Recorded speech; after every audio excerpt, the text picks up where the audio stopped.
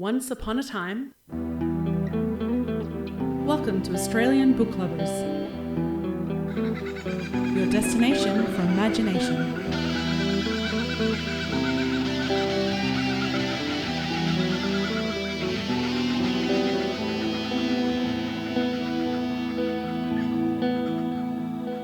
Australian Book Lovers acknowledges First Nations peoples and recognises their continuous connection to country, community and to culture. We pay our respects to elders past, present and emerging, and honour the sharing of traditional stories passed down through generations.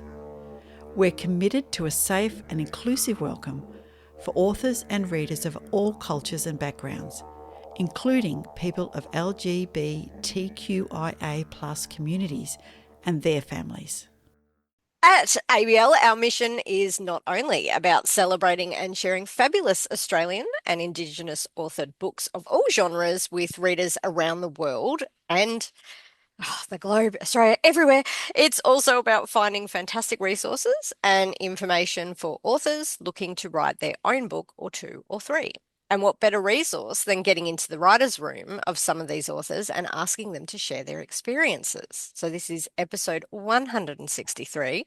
I'm Laurie Bell, your co-host for today, and I am a science fiction and fantasy author. I write middle grade, I write adult, I write young adult, I write flash fiction of all sorts. And coming to you today from Wurundjeri Wurrung country. Hello, Veronica. Hello, Laurie. And yeah, I'm very excited today because we've got two beautiful children's picture book authors with us. So I am Veronica Strachan, aka V.E. Patton, picture book author also, but yes, science, fiction, fantasy, memoir, professional development, a few other bits and pieces along the way. And we are getting down on the little chairs, really, or on the floor, or even better, outside to hear from in the garden to hear from Tania Moloney and Annie Kwan. So welcome. Welcome. Yeah, thank you. Thanks for having us, Veronica and Laurie. And Annie. Nice to meet you all. And there's already been a bit of interaction between Annie and Tania before we began. So we are going to start by sharing a little bit about... I've got Tania first on my list. How about I start with Tania? Yeah. All right. Tania is the founder of, now I've got to get this as a tongue twister for an early Saturday morning, Tania. So let me just wet my lips. Here we go. Yeah, there is a lot of ends, yes. She's the founder of Nurture in Nature Australia and an award-winning children's picture book author. Through her work and play, Tania inspires children, educators, parents and caregivers to connect with nature and each other through the power of storytelling and hands-on nature experiences. Her debut book, Nature Ninja Saves the Natural World, shows readers that even the smallest actions to care for nature where they live can make a big difference for the planet. She has secretly wanted to be a nature ninja since she was 6 years old. Now she can be, and her readers can too. All right, that is a beautiful bio, Tania. All right. Absolutely. Thanks, Let's have a listen to the blurb for Nature Ninja Saves the Natural World. Now that I've got it, I'm going to say it a few times. Yeah, that's right. Yeah. All right. Written by Tania Moloney, of course, but illustrated, and we'll talk about our illustrators a bit later if we can, by Yelena Sardi. Nature Ninja and her two friends, a wise owl mentor, Boo Book, and a trusty sidekick, Stick, are on a mission to save the planet. Upon realising that they're not allowed out of their backyard on their own, they question if they can really make a difference. The story is an all-Aussie eco-adventure that sees the characters taking a series of actions to care for nature in their own backyard. With Boo Book's guiding words and Stick's help, Nature Ninja learns that with a little patience and persistence, their actions do make a difference. Children will follow along to see if they achieve their mission and feel empowered, discovering that every little action to care for nature where they live counts. Nature Ninja Saves the Natural World is more than just a children's book to encourage kids to care for nature. It's a unique call to action to inspire the next generation of nature heroes, taking children on an age-appropriate hero's journey. Aw, that is lovely. Sounds like a great book. It does. Get out and buy it, people. And I'm going to own up to you. Boo Book is the name of one of my characters in my adult fantasy. Also an owl, a boobook owl who is a shapeshifter. So I love that. Oh, It's like, beautiful. yes, And Annie has a beautiful owl in her book as well. yes. So, you know, We love It's it. all it's the all about wisdom. them. Yes, Collective wisdom. absolutely. They are the epitome. You can't help but look at them. They're just gorgeous. All right, so let me tell you all about Annie Kwan. So Annie Kwan is a lawyer who runs a construction company with her husband. She's passionate Probably about one of the teaching. most, yeah, Yes, probably the one of the most unexpected introductions to an author. By absolutely. That's why I love saying it. Who runs a construction company, Sorry, as you start do. again. Sorry, Laurie. Annie Kwan is a lawyer who runs a construction company with her husband. She is passionate about teaching kids and volunteers at her daughter's primary ethics program. Annie believes that being kind to others can only start when one is kind to themselves first. The Finch Who Lost Her Wing is her first children's book, and she's working on more children's books and also writing a novel. Annie lives in Clovelly, Sydney, with her girls, husband, and two cats that we got to see before. Well, at least one of them that we got to see before. Hope. Okay, so let me tell you about The Finch Who Lost Her Wing, and I do love this book. The illustrations are absolutely gorgeous as Can well. I just The hold it book, up? There you go. yes, oh my God, so I have a beautiful. copy. The book has an incredibly powerful message of self-love, self-care, and self-worth, starting from a young age. We must be kind to ourselves before we can be kind to others. Goldie the Finch loses a wing and sets off on her journey to find it, believing that helping others might restore what she's lost. Along the way, she encounters three creatures in distress: an ibis with a net tightly wrapped around its beak, a wombat trapped in a dark log, and a cricket ensnared in a spider's web. Each scenario symbolizes real struggles children may face: feeling silenced and discouraged from expressing themselves, being overwhelmed by problems that seem impossible to escape, or feeling bullied and caught in despair.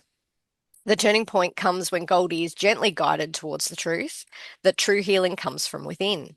In a quiet, powerful moment of reflection, Goldie begins to show the same love and kindness to herself that she so freely gave to others. It is only then that her wing is restored, symbolizing the return of her confidence, strength, and sense of wholeness. That is Animals, beautiful. animals in books. I love it. Yes. What inspired you both to write these amazing picture books? Annie, do you want to start? Sure. So why? Well, picture books. I've two kids, two girls. They're in year 4 and year 6 now. So during COVID, we spent way too much time together. And so on one occasion, they're like, "Oh, just tell me a story." So I just improvised this story, and I thought, "Oh, that's really good." And um, as you said, I'm trying to write a novel. Like that line has been live for 8 years. Like a children's story is so much shorter and easier to create and really fun, more colorful. So I thought, let me try this. So I wrote the manuscript, edited it, and I submitted the manuscript to publishers, and some said no, some was, silent. And then I thought, let me try self-publishing it.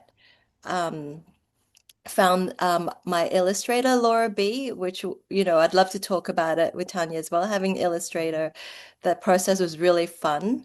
Um, and so self-published in December 2024. Yeah. And that's one and only. So if you ask me, have you been writing? I'm like, no, I haven't written since like December 2024. I hear that. Yeah. Ah, Tanya, what inspired you? Gosh, I'm really lucky that my book is such a beautiful extension and a natural extension to use, for lack of a better word, or for the perfect word, a natural extension of the work that I do with children and educators in nature education and getting kids outside, because one of the things that that I'm really passionate about is helping kids fall in love with nature before we ask them to save it. Yeah. Because once they do, once they fall in love with nature and they get it under their skin and it makes its way to their heart, then they can really connect with and care for the world that's around us. And one of the things that I notice when talking with children is that they hear this narrative around climate change and around the state of the planet and the climate emergency and all of that stuff, and often they feel powerless do anything about it. You know, what can my little planting a seed do, you know, in the big It's too wide world, in big. the Mm. Amazon, where I don't even know where that is, like if I'm a 4-year-old, you know. So writing the book and putting, you know, the main message really is around helping kids know that they can make the biggest and best difference for the planet is, you know, right where they live, in their own backyards or balconies or neighborhoods or wherever. And that their voice matters and their actions make a difference, and I wanted that message to come through from the book. So that's essentially why I wrote it. And as I said, you know, as you read, Veronica, in my bio, I wanted to be a nature ninja since I was about 6 years old, and I play with sticks a lot, and one of the main characters is a stick. So, you know, stick the stick. So, you know, you know, I don't need an excuse to play with sticks as an adult, but, you know, it's a pretty good excuse. And Nature Ninja is much cooler than I am. So, you know, that I think that, you know, it resonates with kids, and I wanted them to be able to take these actions and feel that they were little environmental kind of champions, for the planet. So I Brilliant. love that. So good. Yeah, it is good, isn't it? Yeah, and both the stories have such a beautiful messages in it, and taking the stories and using animals to explain kind of seems a natural thing. So, Annie, even though the story just kind of appeared in your head when you were, you know, improving Yeah. with your kids, tell me why those animals kind of resonated and how they kind of worked for the story. So I knew I wanted Australian animals. Mhm. And the first one is the bin chicken. And the bin Yeah. chicken's already been celebrated. He's got his own book now. Book. And I wanted to like unuglify the bin chicken. Yeah. And that was the first reason. And the second, wombat, they're just so cute and cuddly. We hardly get to see them in real life. And the third is the spider, and you know, we're spider country. So Yes, for we sure, are. yeah, yeah. And I think the sense of danger or the sense of and like anxiety really helps pull, like feelings really help pull kids or readers into the story. So I wanted to create that kind of drama in the story. And I was told that for a children's picture book, you only have 3 seconds to hook a reader, hook the kid. So I really wanted to drive up that sense of drama in a short, 40-page book. Yeah. Yeah, fantastic. And tell us a little bit about Goldie, though, the most important character. Oh, Goldie, have you heard of an Australian bird photographer called Layla Jeffries? No.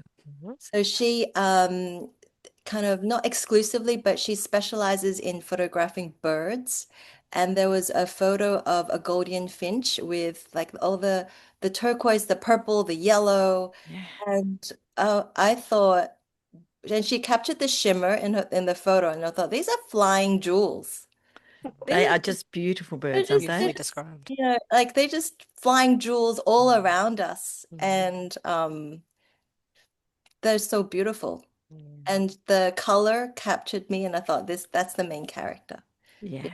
Yeah. Yeah, it's gorgeous. And I think, excuse me, I think it's lovely that we can then share more widely the beautiful wildlife that we have. And yeah, not just our fabulous wombats and koalas and kangaroos, which everybody kind of knows, Yeah. but our spiders, you know, are great. I love all our spiders. Unfortunately, the spider was a villain. So Oh, Yeah. I was going to say, they often, get on some spiders. okay. Yeah. But yeah, the Guldian Finch is just gorgeous. Yeah, and I love that flying yeah, jewels. Yeah, yeah. beautiful. And Tanya, how do you? Yeah, what's the combination of things that you think? And obviously, you've got a lot of experience, you know, working with children. How does the animals and the birds help you tell that story? I think children relate to what they see. So, you know, they see these characters in the natural world around them, even if they're, you know, even if you live in the urban jungle, like in cities, there's nature around. And when you can relate to the characters, even if it is, you know, a stick or a or a ninja or a golden finch or a, you know, a booble owl. I think when you can relate to that, like it helps children engage with the story. It helps them see themselves in the story. Like being written, you know, being an Aussie author, I think it's really important that we can celebrate our wildlife and our beautiful nature that we have around. So, you know, there's not a squirrel or a, you know, a badger or anything in insight in either of our books, Annie and my books, because I think it's really important that children go, yes, that's, you know, I recognize that in my story. Yeah. And it's funny, just quickly, my illustrator, and we'll probably talk about Elena later, who's amazing, but she's from Croatia. She lives in Canada, and I secretly think she lives in my Nurit backyard because she absolutely nailed the look and feel what I wanted, and I just couldn't be, you know, couldn't be more thrilled. So yeah, just that relatability. And you know, a lot of the work that I do with teachers is around helping them notice the stories in nature. So whether it's animals or birds or wildlife, you know, what, you know, flora or fauna, whatever it is, helping them notice what I call like the story seeds in nature, and actually thinking that, like you, Annie, you know, you don't have to have a book to read from, although we know books are awesome because we're celebrating books, and you know, everyone should buy books and, you know, support authors and things. But like going out and looking for the stories. There's so many stories in nature. Yeah, it's amazing. that's fantastic. Can I, sorry, Lo, before you jump back in, can I just follow up with what you mentioned, feelings, Annie, and how to tell the story. So how is the balance of getting the kids to feel things, but still making it fun and not too serious? Because, you know, anxiety and fear, and, you know, it's fantastic that we can help children explore these things, but we don't want them to get overwhelmed with those things. So how do you find the balance? Yeah, Annie, go back to you. I think first of all, color. So animals, definitely animals, because I think if it's portrayed in human characters, it's too real. So I think colors, animals are cute, and there's a level of separation. And I think that there has to be kind of like a traverse of feelings throughout. Like you start with, oh no, and then, oh, okay, oh no, oh, okay, ends with hope, because it should always end with hope, but have a, you know, that character arc. So all the like the novel writing techniques still apply, but just in a short burst. And I felt that feeling most when I read Julia Donaldson's Monkey Puzzle. Has anyone read that? No. Opening sentence is, I've lost my mum. And it's like, oh, wow. And that should just grab the reader. So I wanted to replicate what we would feel in a novel, or because I think, you know, for doing art, we're all meant to feel something. So I wanted to make Finch like a feeling journey with color and recognition. And there's also adventure on every page because you have to find the ladybird. So little I things have a like that. grasshopper on I was mine. Yeah, I going to love say, that. Tania's got, It's like they love it. So I think that kind of depunctuates that anxiety or any dark heaviness that any kid from, I don't know, 2 to 10 might feel. Yeah. Yeah, lovely. Thank you. What about you, Tanya? Yeah, I think it's with feelings, like it's relatable when you have characters who children can identify with. So, you know, I'm feeling like in, you know, like Finch and like Nature Ninja, you know, they're feeling all these feelings that the children can identify with and, you know, really really relate to. But also they see the characters as, in seeing the characters as themselves, they can feel empowered as well. So, you know, I can feel like this and that's okay, but these are the, you know, I can take little steps to make, you know, make that feeling better, or you know, move out of that feeling into something else. And again, coming back to what Annie said about hope, like I think that's such an important piece, but a missing piece sometimes in stories of all genres, whatever, you know, having that hope and giving children that sense of I can do this. Yeah. I can do this. I'm okay, I'm me, I am me, as you say in your book, Annie, as well, I am me, and you're proud of that. And I think when children can see characters who are problem solvers and who are not always being told by the adults what to do and how to solve their own problems, then that empowers children, and that emotional journey and that emotional kind of regulation and feelings like that are can be can really help kids, I think. Yeah. Like Tanya, I love, I haven't read it yet, but I love the character Stick the Stick. Yes. Because and speaking of, I'm sure most kids have a favorite stick Yeah. and the stick that they will use for different occasions. Yes. And so if with your message of, nature hero, the stick is such a powerful kind of visual hook. So, they might not be reading your book, but if they see a stick outside in the garden, whatever, oh, like stick the stick, and that will kind of jog them back. Yes. Yeah. So having a best friend as a stick is pretty awesome. Yeah. Sticks are awesome. I don't think you can go wrong with a stick in your book. I think kids are gonna love that book.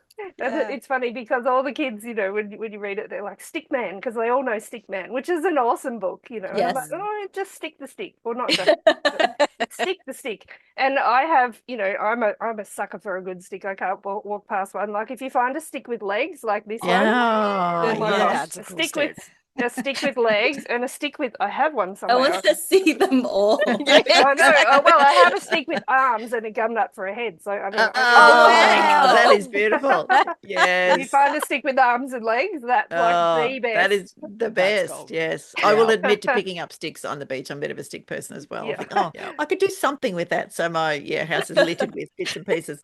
Picture books are so important for children. They teach not only the color recognition and the imagery and word association. Wombat, this is what a wombat looks like. This is what a stick looks like. Making that word association. You've both used your characters in your story to really teach children about their emotions, and kids have big emotions. We all know kids have big emotions. When they melt down, they melt down. Everything is a lot, but picture books, I think, help them see outside of themselves to others around them. And because little kids, in particularly the little ones, I had them in prep. As a prep teacher, that they're so focused on themselves and their big emotions, and everything is all about themselves. And this is my life, this is my world. But both your books and picture books in general teach them about other people, other kids, other creatures, and making that connection emotionally to they've also got feelings. They've also got to be looked after. We have to help people. If I say the wrong thing, it'll hurt someone. I love that both of you have really gone in, Annie, with the emotions of not being comfortable to speak, not being comfortable in your own skin, not being trapped. Those big emotions that kids can see in other kids too. And Tania, with just helping and wanting to get out there and help in the garden and help life is just so important. So how important do you find your stories with the way kids relate to the outside world? Tania, do you want to jump in there? Yeah, gosh. Again, Big I question, think sorry. that is a big question. Oh gosh. I think it's funny actually because what in my work, like I do a lot of work with a lot of kindergarten kids and in early primary and sort of early years as well, and emotions are big. And Nature Ninja in the book, for example, is there's some frustration, there's some resilience, there's planting a seed takes a long time. It's not going to grow tomorrow unless you plant a bean seed. Like if I do anything with kids, I use bean seeds or sprouts because they give them a quick win and they grow tomorrow, and then they can go plant the other, the pollinators later on. But I think just as a character, like having children be able to relate to their own feelings, but to others' feelings as well, and want to help. Sorry, that probably didn't answer your question. I got excited about emotions and, but that's like being able to relate to the characters and see the characters, frustrations or joy or sadness or all of these emotions.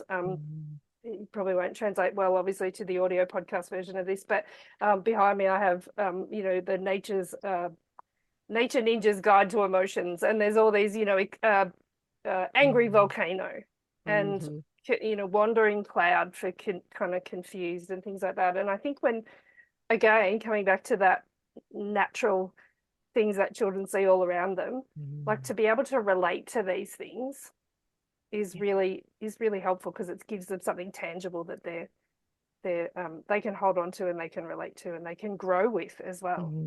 Yeah. Annie?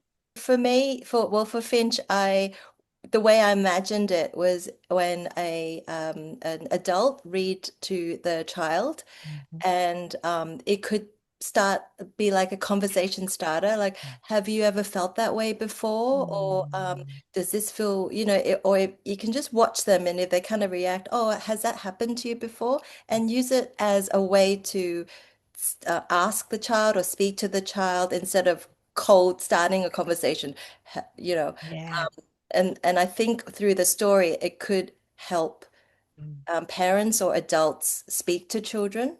And I think kids do relate, because the best reviews for Finch is from kids. When I hear what parents say, oh, she wouldn't put it down, or and there was one where my friend sent it to another friend, and I think the little girl was 7 or 8, and the next day she went out with her mother, and the mother were late, were late, or forgot something, and the mom was very frustrated with herself, and the little girl said, "Mom, don't get upset. Don't worry. Remember little Finch?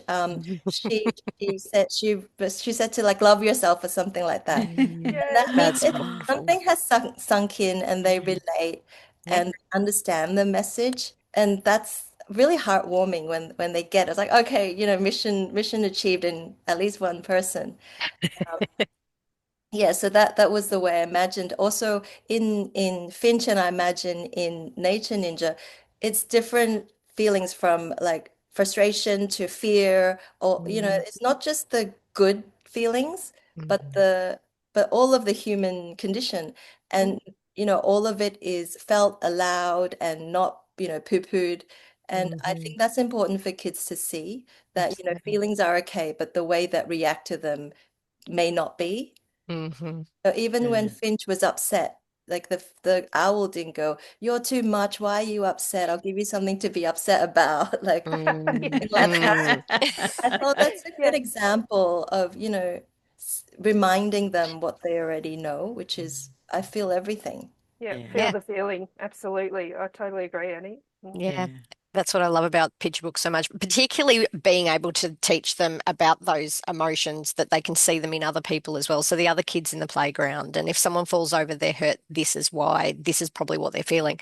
So I find those the big emotions in kids books is a great way of teaching them about their own internal voice, so to speak, and their internal feelings. And I also love the way that, of course, different animals, you're really showing just the differences in people, which I absolutely love. The different countries, different languages, all through different animals interacting, and they are just different. Here's this little bird that's going to react differently to the wombat and things like that. So picture books, I think, are the most important books for kids to be reading with adults and with their friends. But what I also love, we've got the kids are reading with their parents.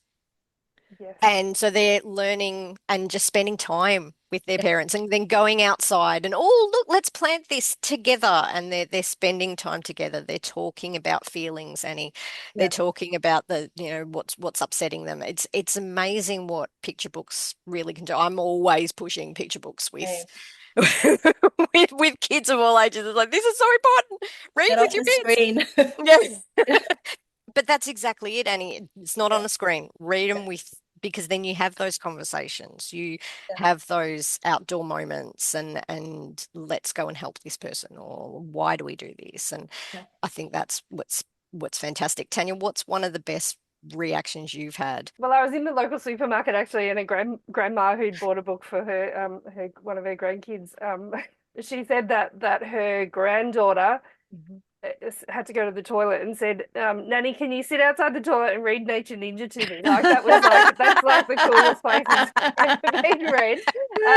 So you know, like it doesn't have to be outdoors; it can be indoors, or you can go have a bushwee or whatever. But I think one of the I love hearing reactions of children, like you said, Annie. Like they're the best reviewers, and I've got a couple of kindergartens and more are doing it as well, who are using the book in their sustainable practice and sort of to springboard off that. And Nature Ninja, they have the little Nature Ninja toys, and they have to go home with the families and do some sort of environmental kind of, so Nature Ninja's met a sheep and even cut down some trees, which was a conversation, around, in the country, like we need to do that sometimes if there's fallen trees or whatever. Nature Ninja's grown capsicums and been to Bunnings and, all these awesome things.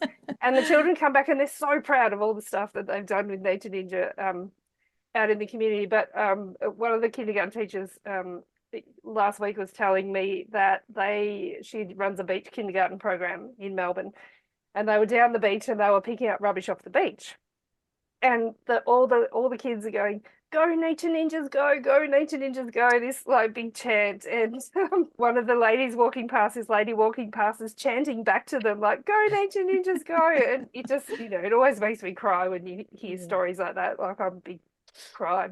I cry and everything like that, but I think that is, and when the families get engaged with the books as well, like you're saying, Annie, like before, like engaging with the families engaging together, that's so special because it is about sharing time and sharing space and sharing beautiful books and experiences, and picture books open that door so easily. Absolutely, yeah. So let's just kick sideways and talk about your illustrators, because you cannot talk picture books without, talking amazing about pictures. your illustrators, and, you're both so complimentary about them. Annie, how did you find, it's Laura B, was that right? I found her through a website of what are they called? Vanity Publishers. And I was just looking through illustrators for inspiration, and I found Laura because of all her nature drawings. And she's based in New Zealand. She also has, I think, like 3 or 4 cats. The cat lovers. Cat people, Yeah, we are. Yep. The way we worked together was like friendship. There was no conflict, there was no ego, just worked really smoothly. The connection of having someone draw what you can't but can see in your mind's eye is really a special relationship. So we worked together for 3 or 4 months, I can't remember, but it was just one of the best part of Finch. And finally, when you hold it in your hand, Tanya, and you see the colors alive, it's like, oh, it's not on my screen anymore. It's actually from the storyboard to that. With their help, it's just really special, and it makes me want to keep writing just to work with Laura again. Yes. Yeah, but she's really an amazing person. Well, it's funny because Yelena, I said before, was Yelena Sardi is my illustrator, and I love her dearly. She's amazing. And again, that relationship and that fun and that back and forth, and just to see these words coming to life through what you imagine, but what your illustrator can imagine as well. She's actually one of my tech kind of guy, helps me with my tech and marketing and all that sort of stuff. Like she's his sister.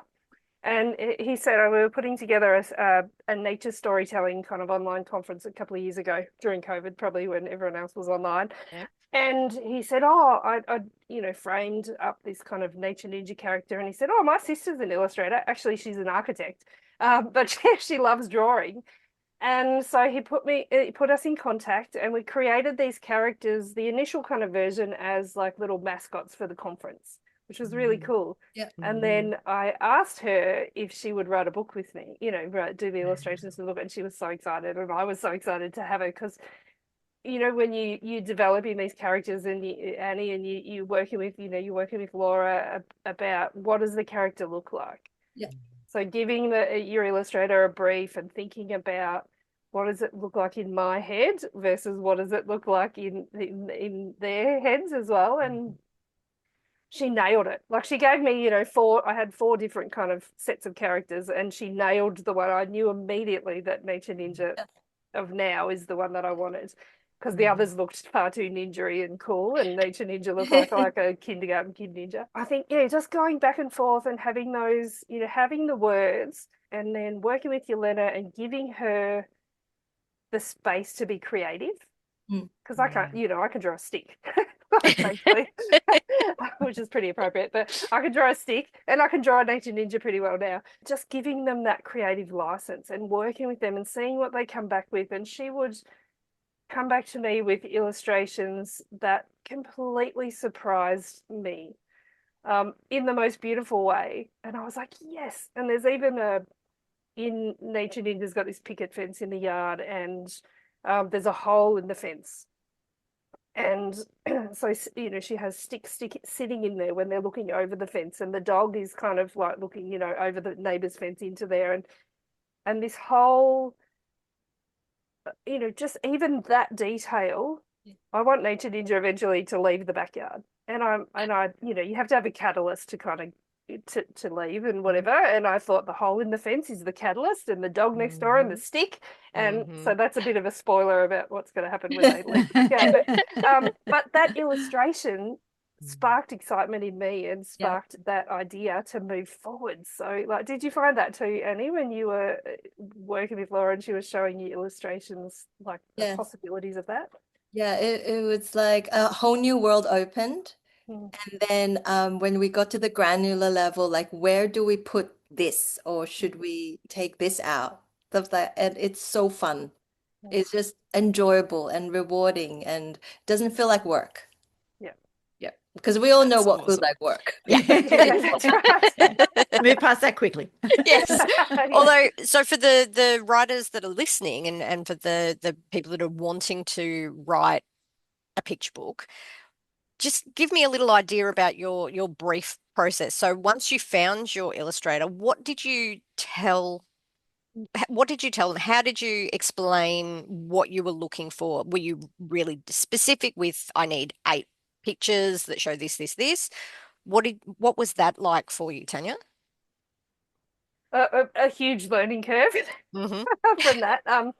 You know, when you write a book, for those listening who are, you know, who are budding authors or whatever, I think the main message I found is get all your words done and edited and locked in first, because there was sort of some changes to the story, and that made Yelena's job a little challenging sometimes, because, you know, we had to change things around. If you can do that, but also keep the magic to be a little bit, like I said, you know, sparked by those, as to what can happen in the illustrations. Kind of get your words and the whole story, and being able to share that whole story with your illustrator first in a final-ish way is really important for them. It was such a joy to have that evolution. So I don't know, you know, next time when we work together on, you know, the second, third, and hopefully more books, I will have more of the story kind of nailed down before. I think that's a good,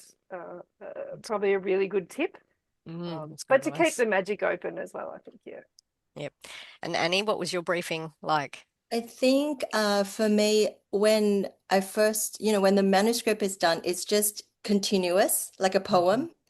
And so one of the first things I did was separate what lines go over what spread. And then once that's done, that each scene is set. Then when each scene is set, then you know which animal, where in the day, where in the journey is at night. And so each of the details can be set with how many animals and each creature in distress in each spot, and like the close up at the end, that's worked out as the scenes are locked. Okay. Yeah, so I recommend locking the scenes, then working out the landscape. Well, for us, it's landscape, because it could be others. Landscape and how close you are to the characters, like far, close, walking towards, and that controls the feeling of I'm in the story, and then I'm out, and then she's flown off. That would be And at one point, most of the time, I didn't know what I want as well as I did know what I didn't Didn't want. want. Yeah. So Hmm. communicating is really, really hard sometimes. Oh, So it helps, like Tanya, you would know when you're kind of on the same wavelength, you kind of have the same vision, and you work through it together without kind of friction. mm. Yes. That was the beautiful part. Like we get it, we're getting it together. That was that was the joy And for me. trusting your illustrator to come up with Yeah. something amazing too. Yeah, I think so and not too. dying. Yeah, and I think when you're a self-published, publisher, it's just divine to be able to choose your illustrator too.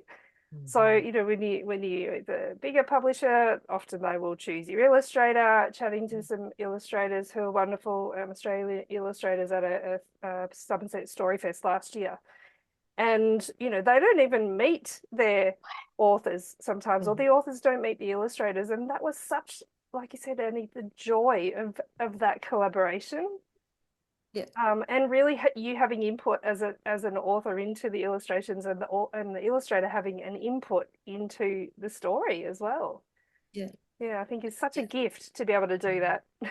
I mean, The- obviously you have to pay them out of your own pocket, which That's can be a challenge. what I was But going to mention as well. Like with the control comes with the stress of the payment, where you're like, oh my gosh, this is the fourth edit of this scene. I'm Mhm. gonna go. There's going to be extras, and I don't want to go extra, but I want it. And there's that same friction and stress. Like, okay, well let's just let it go. So between creativity and I guess costs, Mhm. there's a fine balance, Mhm. and not not taking advantage of someone, but not, it's a working relationship with someone you trust, but don't really know. End up loving. yeah. Well, Veronica, her daughter was her illustrator. Oh Yes. Oh, wow. wow. Which Yeah. You which speak to yeah, she her? can just And see they my still talk. chicken books up there. We still speak, yeah. And we're even Yeah, thinking of well, doing a fourth book, so Oh, wow. it's okay. well, that's a gift. That's a gift. Absolutely. Yeah, Someone that's said my cool. mum's an artist, and someone said, "What about your mum illustrating your books?" And I was like, "No, no. I'm sorry. I love my mum dearly, and she's a wonderful artist, but no." But no, yeah. Is she also no? Yeah, yeah, she would be no as well. Yes. Working with family comes with, yes, Mhm. like you said, there's challenges. Anyway, which of your characters would make the best podcast guest? Ooh. Ooh. I want to talk to Annie, you go Stick. first. Yeah. Well, I think Nature Ninja, Nature, I can channel Nature Ninja pretty well. Boo Book too. So, Nature Ninja, the kid, Boo Book, I don't know. I think they all would, but Boo Book is kind of like um I channel Boo Book as Maggie Dent, the beautiful Maggie Dent. And Maggie Dent, actually, one of her favorite, or her favorite bird is actually a Boo Book owl. And I didn't know that until, I'd given her a book, and mutual friends of ours had, told me that. So that was a gift as well. I think, Boo Book would be able to kind of spread some, gentle, kind of Yes. kind, practical, Mhm. common sense wisdom like Mhm. Maggie Dent does. But you said, Laurie, Stick would make a great podcast guest, and I do think that Stick doesn't currently talk. Ah, Oh. could be However, tricky with audio. so it could be a bit tricky. However, in a future book, another, spoiler alert, Stick will find a voice, and Yay. and it may not be a spoken voice. So I think that Oh, kind of, that really sort of, Yes. and that came love about it. chatting with Yelena, my illustrator, and um, Yes. yeah. So How I think beautiful would Stick, that be if Stick Yes. signed? Mm. yeah. So that, that Oh, yeah. inclusivity is, that sort of a hidden little message around Stick is that, you find your voice in different ways, and um, yeah, I think Stick will probably have a spin-off book, so Stick can be a guest on it on. It's not really his or her, is it? It's just a Stick will On have its. be, yeah, Yeah. on it. Yeah. Yeah, you can have Stick back anytime. Excellent. Excellent. All right. Annie, what about Yes. you? I think definitely Goldie Finch, the main character. I think most people or most kids want to know, how did she lose her wing in the first place? Mm. And I don't know, what do you think? And so I think that would be the prequel. Yes, I love it. yes. Yeah. Yeah. Yeah, this is good. This That's is awesome, good. isn't it? Prequels are awesome. Like I want a prequel too, and I've already got it, I've already got it written in a Google Doc somewhere. But I think that story behind the story Yeah. is so that's what the kids ask all the time, like you They said, want to Annie, know. Yeah. Yeah, what's Nature's Ninja's favorite color? Well, where did Nature Ninja live Yes. Yeah, before that? Or because you get those questions from the where kids. They did you want to know find stick? everything. Yeah, that's right. Where's And my that mummy? Yeah. yeah, that leads into going, oh, that's a good storybook idea. So you get your best ideas from kids and what they ask you. Oh, I love it. So, quick question. Share a little bit about your writing process. So you're a morning writer, an afternoon writer. Do you have a favorite drink? Do you play music? What's your writing style? Annie? Pen and paper. Mhm. And anywhere with a chair and desk, hopefully. Yeah. Try not to be too precious or contrived or prescribed so that I lock myself in a certain way because I already procrastinate. So Yep, definitely just sit down. Just sit down and write, even if it's junk.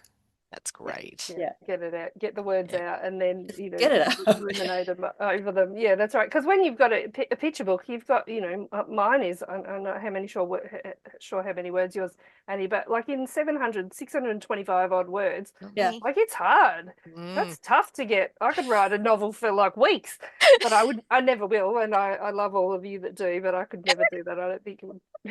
But having when you're writing, really thinking about the words, but letting them flow, and then um and then going back and then just kind of massaging them and picking the words that make the most impact. But my writing routine, I guess, was on my morning walks most of the time. I had the idea and I kind of sort of had a bit of an idea for the story, but how I would work it out in my head was to go on a morning walk around my tiny town of 200 people when no one was up in the dark and actually think about what would happen next and what would happen next. And my walks took a long time because I'd have to stop and make a voice note or do some typing. If I didn't have my glasses, I'd have to make a voice note. But that being outdoors in the natural world, like having that sort of, physical kind of thing was really cool. And then I would come back and, type or write or whatever. But that really helped me just kind of get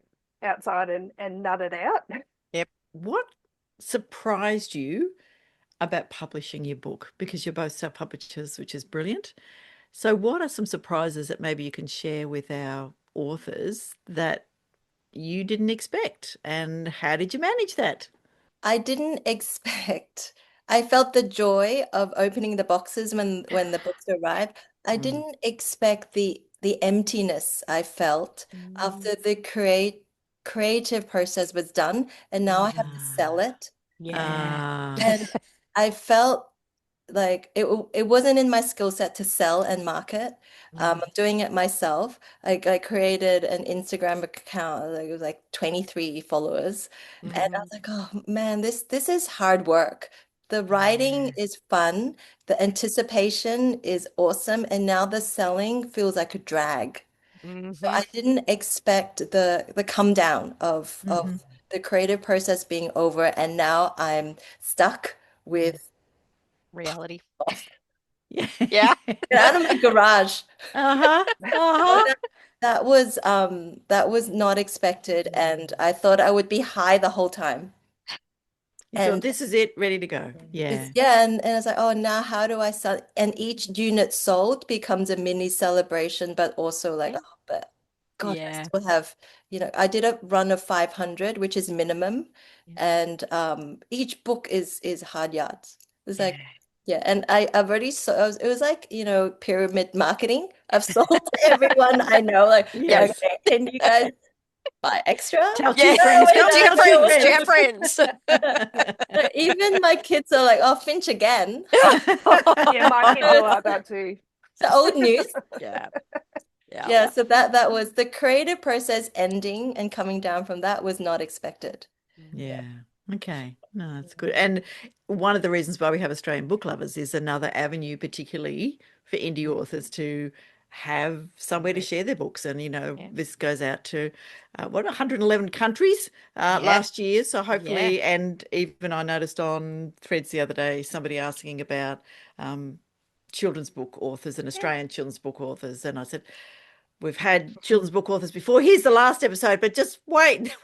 We've got more fabulous couple coming up soon. So that gives people, just a little. And while it may not lead to an immediate sale, it's another exposure. And, seeing your book and your faces on several other platforms means that repetition, people go, oh yeah, what was that book? What was the one with the Finch on the front. I love that. Or where's that ninja one? What's that about? And then they know and they've seen it. And then the 7th time they see it, they go, oh, I've got to buy one of those for the kids, And for all the teachers listening and watching, Yes. get onto these picture books, get them in schools. They are brilliant. Yes, they are I brilliant. think teachers because teachers talk about their and one of the things that I love, there's lots of kinders using Nature Ninja, but there's Albury Preschool and St Peter's Kindergarten in Brighton are now becoming Nature Ninja pen pals because I have connected them, and so we've got city and country, beach and and sort of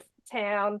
And they're going to share Nature Ninja kind of like that. That's amazing. And it's that organic stuff is the best way, isn't it? Yeah, and recognizing that as an author, like recognizing the possibilities for that. Is really. Annie, I'm gonna share your book because I run a teacher camp every year called Campference. It's basically teachers going out in nature, drinking wine around the campfire, and we do PD as well, like perfect PD. But I have a nature book nook when I do that, and all the teachers are like, "Oh my gosh, what books are on in the book nook?" So yours will be on. Brilliant. In the nature book nook. Beautiful. That's brilliant. And I think collaborating with other authors and collaborating with with yourselves on the podcast and things like that is such a beautiful way to get the message out. It is. I'm the auntie who gives books. So, my poor little grandniece who wasn't even born yet, she already had all of my favorites. And I had to say, all right, stop, wait till she's born. Yes. Like her bookshelf is bigger than her parents. So, brilliant. Lucky girl. Love it. Yes. No, definitely. Yeah. Primary school ethics, Annie, and your stories. How does that work? So the primary ethics program is I think state-run program where you can choose ethics or like religious studies. When my kids started kindy, I didn't want to join the PNC, but I wanted to join the school community. So I thought, okay, I'll teach ethics half an hour a week. And it's a set script. You can't deviate from it. It asks kids questions like, is this greedy? Do you compare yourself with each other? And all age appropriate from kindy to year 6. So I thought, oh, that's really cool. And I got to spend time. I got to spy on my kids as well. That was one of the plus. Don't they love that? It's I think my 5th year. Or 6th year, and it's been fun, and it's helped me be natural around a group of kids, which Tanya, you must know, like being in front of them with their eyes, like it can be nerve-wracking. So I think that was good practice for me to be around kids and know what they like, because when we're teaching ethics, there's sometimes stories, and the stories lead to the questions. When we're telling the stories, they're so locked in, they're so engaged, they really love it. So that was part of, stories work. It's worked through the ages. So, very, very cool program. Excellent. And advice for new writers. You've already given so many great tips, but what would be your advice for a writer thinking about doing a picture book? Tania. I think for me, I mean, speaking from personal experience, and I think it's sound advice as well, is write about something you know and love. Write about something that really resonates with you, or something that interests you or sparks your curiosity, because that helps spark the creative kind of juices flowing, and then you start to notice, you notice, you start to think about things, and then you see, like think about a red car, you see red car, big red car everywhere. Writing about what you know and love or if you don't know everything about everything that you want to write about, the research is really fun too. So learning about that. But yeah, I think that's my biggest tip is just write about something you love and you're passionate about, and something that you feel will make a difference in the lives of your own children if you have them, or in the lives of other children and big kids as well. Absolutely. Oh, I agree 100%. It's really well said. You also had some other great advice though in your responses, Annie. You've got to tell us that one. Can you The remember what you first one said? is sit your butt down. Yes. That's right. Don't wait to be Yes. like inspired. Just sit down. I don't take my own advice though. Yeah. Or Well, go that's on what advice walks. is all about, isn't Well, we it? know what works. Don't do Yeah. it. So, yeah, so to add to Tanya's is, just write about what you love, sit your butt down, and also don't give up. Like you can put it down, Mhm. but if it haunts you and you can't get it out of your head, it's your soul is telling you something. So don't give up. So Love that goes back to sitting down. Yeah, that's right. Yeah. Yes. And if when you can find yourself an amazing illustrator to work alongside, because that Yes. creative collaboration is just, or if you can draw yourself, you're an amazing artist yourself, which I am not. I'm not. Then that's great as well. But if you can find someone to collaborate with and just bounce ideas off, and I think that that helps you when you're sitting down in your office or walking down the lane in the dark on my own, helps you kind of feel like there's someone else you can kind of say, is my idea a good idea? Yeah. We all get in our head about that, but I think it's sometimes, can, Yeah. yeah. And teachers are great. Like you said before, Laurie, like the prep teacher, prep teachers, kindergarten teachers, Gordon. whatever, Oh, like wealth of like feedback and information. Yeah. So yeah. Yeah. Brilliant. Love it. I Yeah. think writing groups also help. Mm-hmm. So I think I read a quote from Hemingway. I just sit at the typewriter and bleed. Mm-hmm. If that's in fact what he said, but it feels true because writing can be really lonely Yes. and like insular, and it can be even insidious if your self-esteem is being damaged by your own process. So writing groups help just get kind of reflect back out. So there's not just one piece of good advice. I think it's all layered, and they come and go as when you need what advice for what step in your process. But Yeah. I agree with Tanya 100%. Just write about what you love because otherwise it's not authentic. And the thing is, kids know if you are really into something. They know. yeah. They know if it's really your joy, and that's what Yeah. makes it so easy to talk about, I think. I think so. My question for Laurie is like, if you're writing about what you love, what is Boss from Hell? Oh, well, in that case, it was very much someone who is always questioning, Micromanaging? micromanaging, questioning, stressing about every little moment, and then yeah, maybe not the full-on monsters. That might not be fully what I know, but there's a lot of monsters in the world, so Sounds it works. therapeutic. Yes, it was very therapeutic. And Yeah. very Yeah. funny and very Melbourne based. It was hilarious, but Yeah. very good. Yes. Cathartic, Not I for love it. children though. No. Not yet. Not yet. Not yet. Yes, exactly. Oh, that is Oh, fantastic. it's so All good right. talking to you Yes. both. So I many know questions, but I'm going to we've leave run those out of questions time. because we have run out of We could probably time. keep talking forever. Yes. We could keep talking Easily. forever. Yeah. So Tania Moloney, author of Nature Ninja Saves the Natural World, and Annie Kwan, author of The Finch Who Lost Her Wing. I was going to go Goldie, but I know that that's Goldie, the Gouldian Finch. Yeah, which is beautiful. Thank you so much for your time. And as always, my fellow co-presenter, Laurie Bell, we get to chat with authors about writing and, the sad marketing. Let's keep that quiet in the world. The necessary evil. Yeah. The necessary evil. Could we ask you to help us with our tagline, which is remember to read more Aussie books? If I'm sure, given your books are all about Australia, that would be fantastic. So remember to To read read Read more more Aussie books. Books. Yay. Thank you, Yay. everybody. Thank you, And guys. Thank you so much, everyone. Bye. Bye for now. Let's meet again, where magic happens.